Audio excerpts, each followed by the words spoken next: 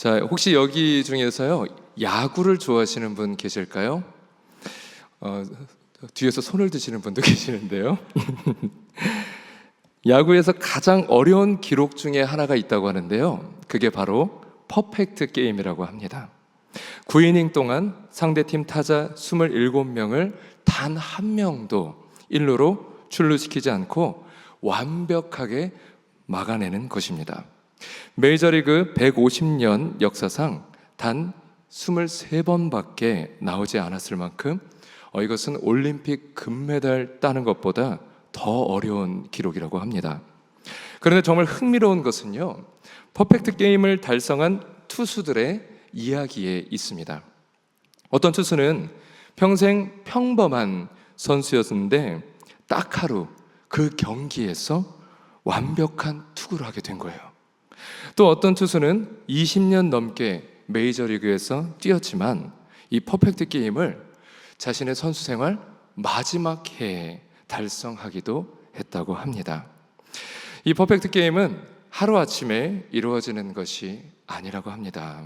수천 번, 수만 번의 연습과 수백의 경기 그 경험이 쌓여서 어느 특별한 날 완벽한 결과로 나타나는 기적이라고 볼 수 있는 것이죠. 더 놀라운 것은요, 퍼펙트 게임을 하는 동안 투수는 혼자서만 이 일을 감당하는 것이 아니라는 것에 있어요.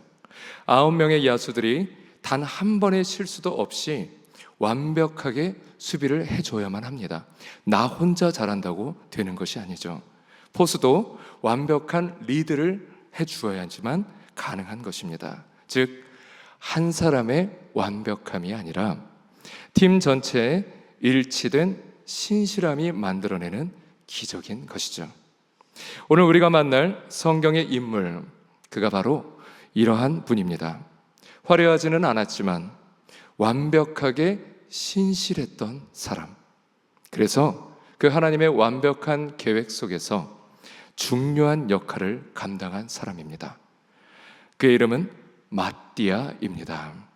놀랍게도 이 마띠아라는 분이 바로 12사도라는 완벽한 팀의 한 멤버가 되는 이야기가 오늘 성경의 이야기입니다. 그가 어떻게 그 12사도의 멤버 중 한 사람이 될 수 있었는지 그 비밀을 함께 살펴보는 시간을 갖도록 하겠습니다.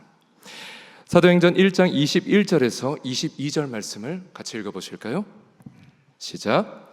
이러함으로 요한의 세례로부터 우리 가운데서 올려져 가신 날까지 주 예수께서 우리 가운데 출입하실 때에 항상 우리와 함께 다니던 사람들 중에 아멘. 그리고 하나를 세워 우리와 더불어 예수께서 부활하심을 증언할 사람이 되게 하여야 하리라. 아멘. 가룟 유다가 떠난 후에요, 12번째 사도를 뽑는 자격 요건에 대해서 오늘 말씀이 그것을 증거해주고 있습니다. 바로 항상 우리와 함께 다니던 사람이었습니다. 항상 우리와 함께 다니던 사람, 우리라면 바로 이 11제자를 말하고 있는 것이죠. 요한의 세례로부터 예수님의 승천까지 꼬박 3년의 기간입니다. 그 기간 동안 단 하루도 빠지지 않고 예수님과 함께한 사람을 말하고 있는 거예요. 여기서 출입하실 때라고 말하는 이 표현을 더 깊이 들여다보면요, 전생에 걸쳐서 항상 함께했다. 예수님이 사역을 하시는 그 기간 동안에 항상 그분과 함께했다라는 의미를 말하고 있고요, 또한 함께 다니던 이라는 부분에 색칠이 되어 있었죠. 이 말은 함께 모든 삶을, 그들의 생각과 행동, 모든 것을 공유했다라는 의미입니다. 이렇게만 보면은 누구나 할 수 있을 것처럼 여겨집니다. 그런데 성경을 보면요, 단 2명만이 이 조건을 만족하는 것을 볼 수가 있어요. 요셉이라 하는 바사바와 마띠아라는 2사람입니다. 전체 제자 중에 단 2명만이 거론이 된 것이에요. 여기서 우리가 놀라운 것은요, 사도의 선택의 기준이 무엇이었는가라는 부분을 주목할 필요가 있습니다. 사도를 선택하는 데 있어서 기준이 무엇이었느냐라는 것이에요. 설교 실력이었습니까? 아닙니다. 기적을 행하는 능력이었습니까? 그것도 아니었습니다.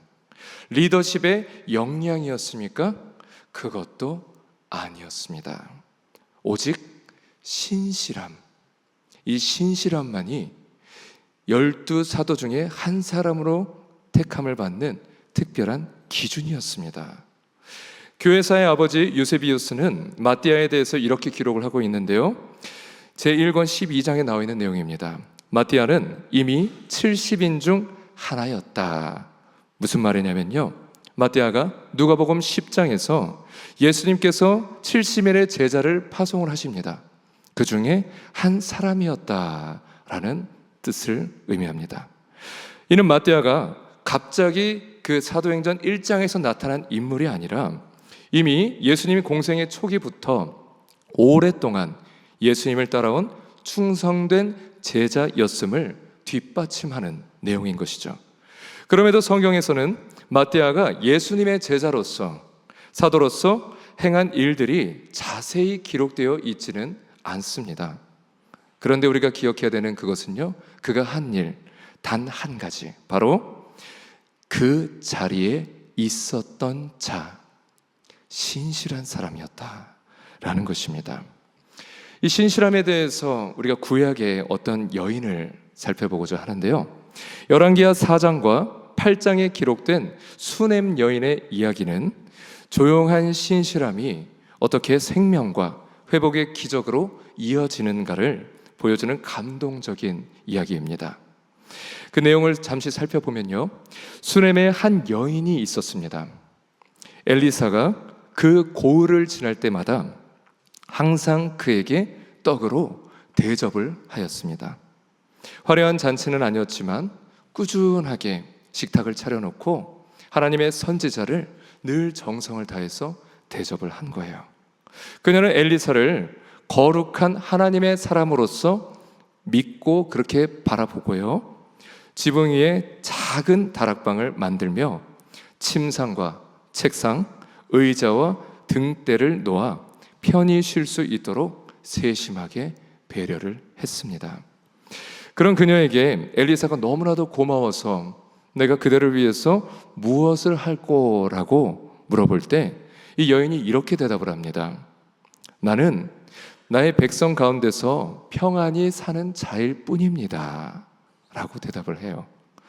이 말을 쉽게 보면요, 저는 어떤 보상이나 대가를 바라고 당신을 대접한 것이 아닙니다 라는 의미예요. 아주 순수한 고백이죠. 바로 그 신실함 위에 하나님이 이 하나님의 사람 엘리사를 통해서 그녀에게 선물을 안겨주십니다. 내년 이맘때에 내가 아들을 안으리라. 아멘. 그런데 어느 날 이제 그 태어난 아이가 잘 자랐어요. 근데 그 아이가 밭에서 쓰러져 어머니 품에서 숨을 거두는 사건이 발생을 합니다. 이 절망적인 상황에서 여인은 죽은 아이를 엘리사를 모셨었던 그 침상 거기에 눕혀놓고 문을 닫습니다. 이 행동은요, 절망을 방치하지 않고 믿음의 자리로 이 아이를 옮긴 것으로서 우리가 이해할 수 있는 거예요. 하나님 앞에서 신실함을 보였었던 여인이 보여준 행동인 것입니다. 남편이 그녀에게 물어도, 게하시가 그녀에게 물어도 그녀는 이렇게만 대답했습니다. 평안이니이다. 그러면서 그녀는 엘리사를 찾아갑니다. 상황은 평안하지 않았습니다. 하나님을 향한 그녀의 영혼은 평안했습니다. 엘리사가 찾아와 기도를 해줬고 그 기도를 통해 아이는 7번 재채기를 하며 다시 살아납니다. 작은 식탁에서 시작된 그녀의 신실함이 생명을 되살리는 기적을 불러 일으킨 사건인 것입니다. 세월이 흘러 흉년을 피해 외지에서 지내다 이 여인이 다시 돌아오게 되었는데요, 빼앗긴 집과 밭을 되찾기 위해서 왕에게 호소하러 갔습니다. 마침 게하시가 왕에게 이렇게 말을 하고 있어요. 죽은 자를 다시 살린 그녀의 그 사건, 엘리사가 그 수넴 여인의 아이를 살리신 사건을 때마침 이야기하고 있었던 때였습니다. 왕은 즉시 그녀의 모든 소유와 밭의 소출까지 돌려주라고 명하게 됩니다. 이 여인의 신실함, 그녀의 숨은 신실함이 공적인 자리에서 드러나 보상으로 돌아오게 된 것을 우리가 볼 수 있게 되는 것입니다. 저는 이 이야기를 보면서 한 사람의 이 신실함, 그저 대가를 바라지 않고 하나님 앞에서 하나님의 사람을 정성을 다해서 대접했던 그녀의 신실함을 하나님께서 귀하게 여기시고 그녀의 삶 가운데서 끊임없는 기적을 나타내 주셨다라는 것으로서 저는 이 말씀을 항상 은혜를 받곤 합니다. 자, 다시 사도행전 1장 21절로 돌아가 보겠는데요. 자, 이 사도행전 1장 21절 일부분을 함께 읽어보겠습니다. 시작. 주 예수께서 우리 가운데 출입하실 때, 아멘. 이 예수님께서 출입하실 때라는 이 부분을 영어 성경으로 보게 되면요, 이런 내용입니다. went in and out. 그러니까 예수님께서 들어오셨다가 나가셨을 그때를 말하는데요, 예수님께서 제자들과 함께 들어오셨을 그때, 인하였을 그때가 있었습니다. 그때는 오병이어의 기적이 일어나기도 했습니다. 수많은 사람들이 예수님께 몰려들어서 그분을 따르기도 했습니다. 제자들도 흥분하고 기뻐했었던 그런 부흥의 순간들을 의미합니다. 하지만 예수님께서 나가실 때도 있었습니다. 십자가 그림자가 짙어지고 예수님은 겟세마네 동산에서 땀이 피가 되도록 기도하신 그 사건, 사람들이 하나둘 떠나가고 제자들도 두려워하고 의기소침했던 그런 시험의 시간들이 있었습니다. 이 마띠아는요, 예수님이 들어오실 때, 인하실 때도, 그리고 예수님이 나가셨을 때, 아웃하셨을 때도 항상 그 자리에 있었던 신실한 사람입니다. 갈라디아서 5장 22절 말씀을 보면요, 성령의 열매 중 하나가 바로 충성입니다. 이 충성을 신실함으로도 번역이 되는데요, 이 신실함은 단순히 인간의 의지력만으로서 되는 것이 아닙니다. 성령님께서 우리 안에 심어주시는 그 열매인 것입니다. 마띠아가 3년간 예수님과 그분의 곁을 떠나지 않고 함께 할 수 있었던 것도 바로 결국 성령님의 도우심이었습니다.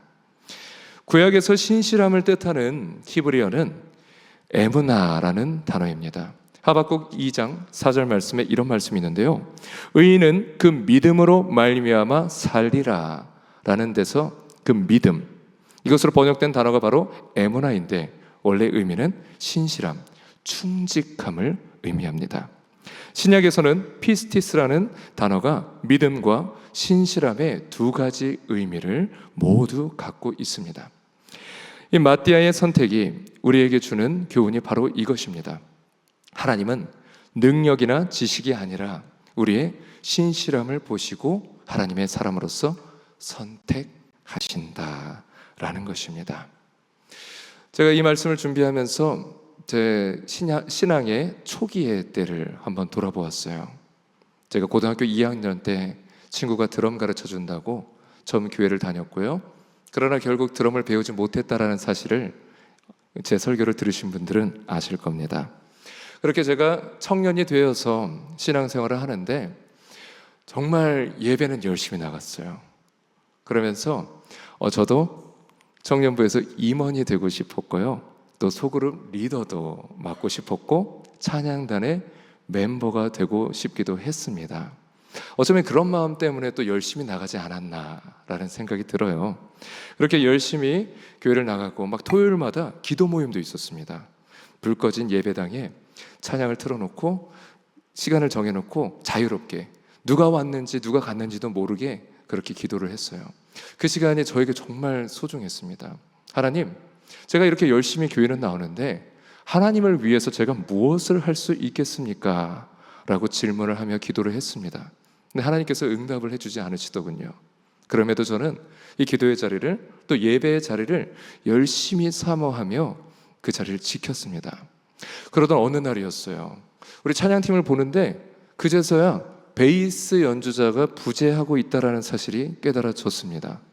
그러면서 제가 딱 떠올랐던 게요, 제가 중학교 2학년 때 락밴드에 막 심취했던 적이 있어요. 그래서 부모님께 제가 다른 건 모르겠고 베이스 기타 하나만 사주시면은 제가 어머니 아버지 어떤 명의든 거역하지 않고 열심히 살겠습니다 라고 말씀을 드린 적이 있어요. 근데 저희 부모님이 이렇게 말씀했습니다. 대학 가고 나서 하렴, 그렇게 말씀을 하셨는데 대학 가도 베이스 기타를 사줄 생각을 안 하시더라고요.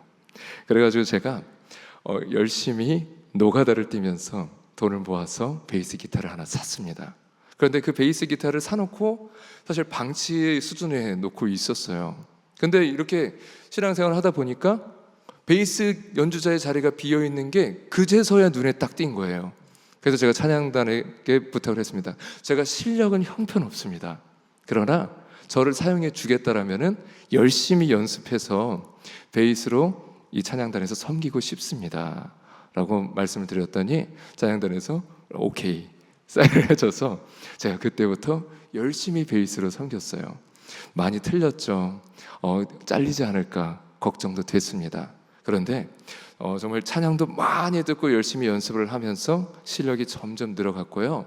그러다 보니까 그 수요 예배 찬양단을 저희 청년부에서 좀 이제 찬양단을 맡아주기를 그 수요 예배 담당하시는 목사님이 부탁을 하셨어요. 그때 저도 꼭 함께 하자고 제안을 해주셨습니다. 그때 제가 당시에 베이스를 치는 게 얼마나 기쁘고 행복했는지 막 춤을 추면서 베이스를 쳤습니다. 그러다 보니까 누군가는 봤을 때 불편했을 수도 있어요. 예배 시간에 저렇게 아주 오도방정을 떨면서 연주하는 게 맞나 라면서 생각할 수도 있었어요. 그런데 저의 그 베이스 연주하는 모습을 보면서 교회 권사님들, 집사님들이 얼마나 기특하게 여기셨는지 동네에 소문을 내신 겁니다. 우리 교회에 어떤 청년 하나가 있는데 베이스를 치면서 춤을 추는데 아주 맛깔나게 하더라.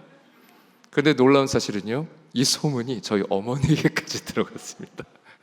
그래가지고 얼마나 민망했는지 몰라요. 어쩌면 근데 그러한 시간을 통해서 이 칭찬의 소리였으니까 어머니가 마음의 문이 열리지 않으셨을까라는 생각이 들어요.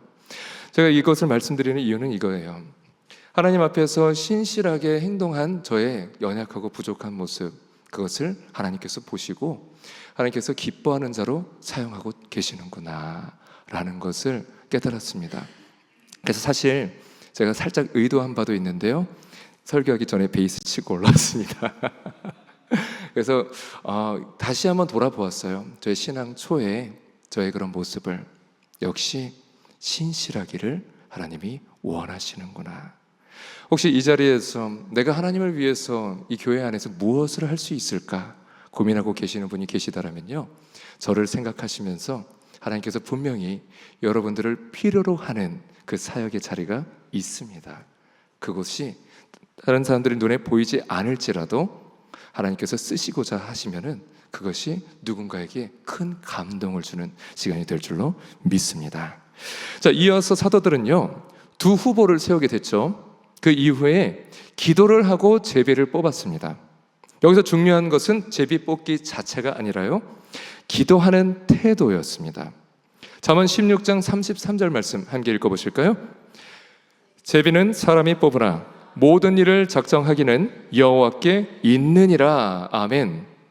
구약에서 제비 뽑기는요, 하나님의 뜻을 구하는 아주 경건한 방법이었습니다. 중요한 것은 무작위가 아니라 기도로 하나님의 결정을 순종하는 태도에 있었어요. 자, 그런데 사도행전 1장 26절이 신약에서 제비 뽑기가 마지막으로 등장하는 곳이라는 사실을 알고 계셨습니까?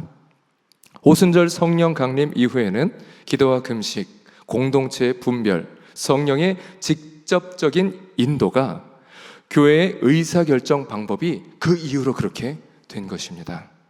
성령의 시대를 여는 그 시작에 마띠아가 사도로 선택되었다는 이것, 하나님은 신실한 하나님의 사람을 통해서 위대한 일을 계획하셨다는 것으로서 해석할 만한 아주 중요한 부분이 되는 것이죠. 구약에서 계속 이어져 오던 제비 뽑기가 그 이후로는 더 이상 안 하게 되었으니까요. 하나님께서 오늘도 찾고 계시는 한 사람이 있습니다. 하나님은 어떤 사람을 찾고 계실까요? 스펙이 화려한 사람, 능력이 뛰어난 사람, 혹은 요즘 말로 유튜브 구독자가 많은 사람? 아닙니다. 하나님은 신실한 사람을 찾고 계십니다. 아무도 보지 않는 곳에서 정직한 사람, 누군가에게 인정받지는 못해도 묵묵히 자기 일을 감당하는 사람, 교회 안에 있든지 밖에 있든지 그 모습이 항상 동일한 사람, 작은 일에도 성실한 사람. 누가복음 16장 10절입니다. 함께 읽어보실까요? 지극히 작은 것에 충성된 자는 큰 것에도 충성되고. 아멘. 참으로 은혜가 되는 말씀입니다. 갈라디아서 5장 22절 말씀처럼 신실함은 성령의 열매입니다. 우리의 힘으로는 일관성 있게 신실할 수가 없어요. 감정의 기복이 있고요, 환경의 변화가 있고, 때로는 우리가 지치기도 합니다. 하지만 성령님께서 우리 안에 거하시면 우리는 그리스도의 신실하심에 참여할 수 있는 자가 되는 것입니다. 로마서 8장 26절 함께 읽어보실까요? 성령이 말할 수 없는 탄식으로 우리를 위하여 친히 간구하시느니라. 아멘. 성령님께서 우리를 신실한 사람으로서 끊임없이 만들어가고 계십니다. 자, 이렇게 우리가 신실함으로 살아가는 데 있어서 우리 하나님은 무엇을 준비하셨을까요? 저는 이 사실에 참으로 큰 위로와 도전을 받는데요, 마띠아에게 어떤 보상이 주어졌는지를 살펴보겠습니다. 요한계시록 21장 14절입니다. 함께 읽어보시겠습니다. 그 성의 성곽에는 12 기초석이 있고 그 위에는 어린 양의 12 사도의 12 이름이 있더라. 아멘. 할렐루야.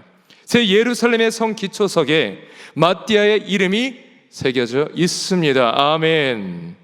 3년간 아무도 알아주지 않았던 그 신실함을 하나님은 영원히 기억하시고 결국 영광스럽게 높여주신 것입니다. 여러분, 여러분의 신실함도 마찬가지입니다. 이 자리 수요 예배에 나오시는 그 귀한 발걸음, 때로는 교회 청소를 하는 그 귀한 손길들, 우리 모임에 어떻게든 빠지지 않고 그 모임을 성실하게 이끌어 가려는 그 우리원들과 우리 장님들, 모든 것이 하나님의 것으로 인정하며 충성되이 우리가 드린 헌금들, 아무도 모르는 곳에서 드린 그 수많았던 눈물로 드린 기도들, 우리 하나님 다 보고 계셨습니다. 그리고 반드시 이것을 갚아주실 날이 도래합니다. 오늘날 우리는 즉석 문화, 스피드 문화 속에서 살고 있죠. 빠른 성과를 원하고 즉각적인 인정을 바랍니다. 저 또한 사실 그래요. 남편으로서, 아버지로서 제가 좀 잘하고 있다라고 그 얘기를 듣고 싶을 때가 얼마나 많은지 모릅니다. 하지만 하나님 나라는요, 여전히 신실함의 왕국이라고 표현하고 싶어요. 신실한 자들이 만들어가는 왕국. 마태복음 25장 21절입니다. 함께 읽어보실까요? 잘하였도다 착하고 충성된 종아, 내가 작은 일에 충성하였음에 많은 것을 내게 맡기리니. 아멘. 유튜브 영상에서 좋아요 수많은 것을 받는 것보다 하나님 앞에서 한결같은 신실함이 더욱 귀한 것입니다. 여러분, 미래는 AI가 많은 것을 대처할 것이라고 합니다. 하지만 기억하시기 바랍니다. 이 신실함은 절대 대처될 수가 없습니다. 아멘. 진정성 있는 섬김, 한결같은 충성, 변함없는 사랑, 오직 성령 충만한 하나님의 사람만이 보여줄 수 있는 것이에요. 그래서 이 AI 시대, 이 4차 산업혁명의 시대는요, 더욱더 영성의 시대가 될 것입니다. 기계가 인간을 대체할 수 없는 것들에 인간은 그 부분을 더욱더 탁월하게 만들어 갈 것이라고 저는 생각을 합니다. 사랑하는 여러분, 오늘 저녁 이 성령님의 임재 가운데서 새로운 다짐을 해보시기를 바랍니다. 저를 따라 이렇게 말씀해 보실까요? 주님, 저를 마띠아와 같은 신실한 사람이 되게 해주십시오. 주님, 저를 마띠아와 같은 신실한 사람이 되게 하여 주시옵소서. 아멘. 감사합니다. 좋을 때나 어려울 때나 변함없이 신실한 사람, 인정받지 못해도 묵묵히 충성하는 사람, 작은 일에도 성실한 사람, 그리고 끝까지 여러분들처럼 이 자리를 지키는 사람. 자, 그런데 여기서 중요한 것이 하나 더 있습니다. 주님, 성령님의 능력으로서 이 일을 감당할 수 있도록 성령 충만하게 하여 주시옵소서.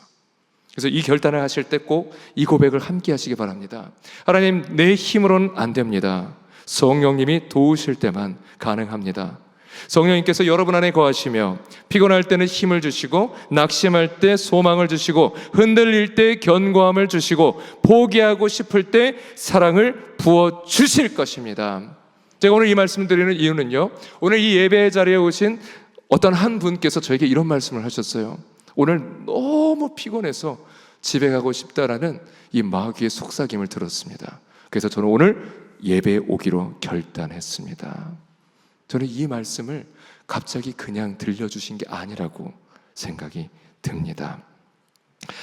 여러분, 언젠가 우리가 주님 앞에 설 그날, 우리 모두 여기 계신 한 사람도 빼놓지 않고 잘하였도다, 착하고 충성된 종아 라는 이 음성을 우리 모두가 듣고 영광의 면류관을 우리 하나님께서 씌워주시는 것을 경험하시길 축원합니다.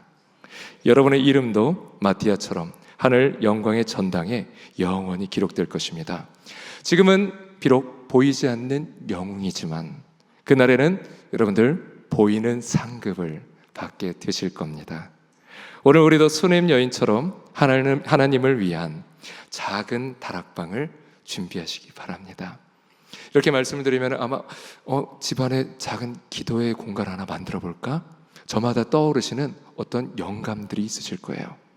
이 수넴 여인이 엘리사를 위하여서 만든 작은 다락방, 그것을 여러분들의 가정에, 여러분들이 살아가는 그 삶의 자리에 만들어 보시기 바랍니다.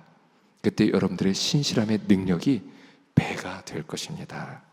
또한 마띠아처럼 조용히 보이지 않지만 신실하게 서 있는 여러분들 되시기를 주님의 이름으로 축원합니다.